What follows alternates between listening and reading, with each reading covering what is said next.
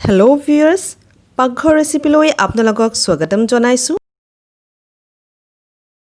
মিছা মাছ বহুতে খাই ভাল পায়, কিন্তু মিছা মাছৰ মূৰবোৰ প্ৰায় দেখো পেলাই দিয়ে।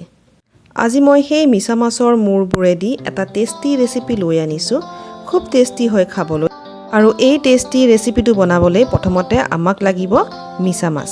প্ৰথমতে আমি মিছা মাছবোৰক সাফা কৰি ল'ম। প্ৰথমতে মূৰৰ পৰা লেতেৰাখিনি ভালদৰে ওলাই ল'ম। তাৰ পিছত মূৰটো সেপাৰেট কৰি ল'ম, কাটি ল'ম।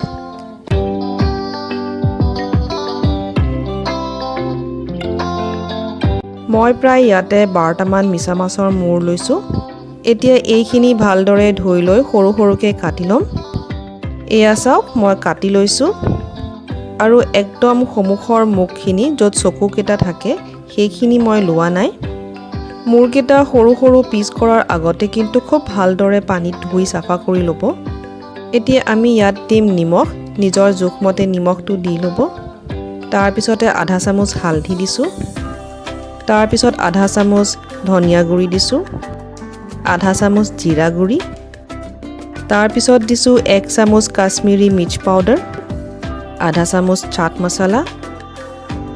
তাৰ পিছতে দিছো পিঠাগুড়ি 1 টেবুলস্পুন, বেসন দিছো 3 টেবুলস্পুন। তাৰ পিছতে দিছো মই এটা পিয়াজটো মই সৰু সৰুকৈ কাটি লৈছো। এতিয়া মই দিছো আদা নহৰুৰ পেষ্ট, প্ৰায় 2 চামুচ মান দি দিব। তাৰ পিছত মই অকণমান পানী দিছো, 2 চামুচ মান পানী দিলেই হৈ যাব। এতিয়া গোটেইখিনি পিয়াজ, আদা নহৰু মছলাখিনি, পিঠাগুড়ি, বেসন, মাছৰ মূৰখিনি গোটেইখিনি আমি ভালদৰে এতিয়া চামুচ এখনেদি মিলাই ল'ম। মিছা মাছৰ মূৰখিনি ভালদৰে কোট হৈ যাব লাগিব বেসন আৰু পিঠাগুড়ি দি। এয়া হৈ গ'ল আমাৰ। এতিয়া মই পেন এখন লৈছো। পেনখনত মই অলপমান মিঠাতেল দি দিছো। তেলখিনি ভালদৰে গৰম হ'ব দিব।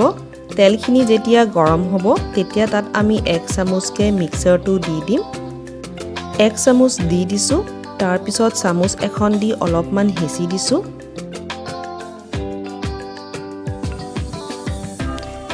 এই ৰেচিপিটো বনাওঁতে তেল সদায় সৰিয়হৰ তেলে ব্যৱহাৰ কৰিব, কাৰণ মিঠাতেলতে খাবলৈ বেছি ভাল হয় মিছা মাছৰ বৰটো।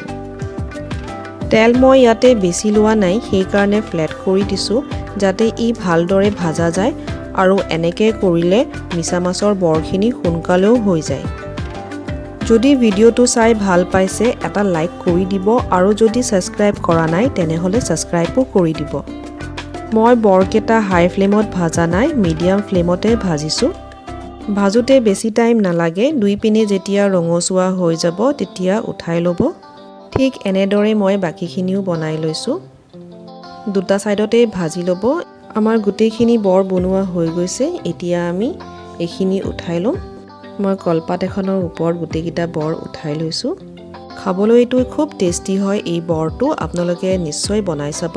বেছি সময়ো নালাগে, 5 মিনিটতে হৈ যায়। মিছা মাছৰ মূৰেদি যদি এনেকৈ বনাই পোৱা নাই তেতিয়াহ'লে বনাই চাবচোন। খাবলৈ খুব টেষ্টি হয়, বেছি সময়ো নালাগে, বেছি বস্তুও নালাগে। ঘৰত যোনখিনি আছে সেইখিনি দিয়ে আমি এই টেষ্টি ৰেচিপিটো বনাবলৈ পাৰোঁ। বনাই চাব আৰু আপোনালোকে কেনেকুৱা পালে মোক কমেণ্ট কৰি জনাব। মিছা মাছৰ মূৰেদি বনোৱা আমাৰ টেষ্টি বৰ নেমু আৰু পিঁয়াজৰ লগত ৰেডি হৈ গৈছে খাবলৈ।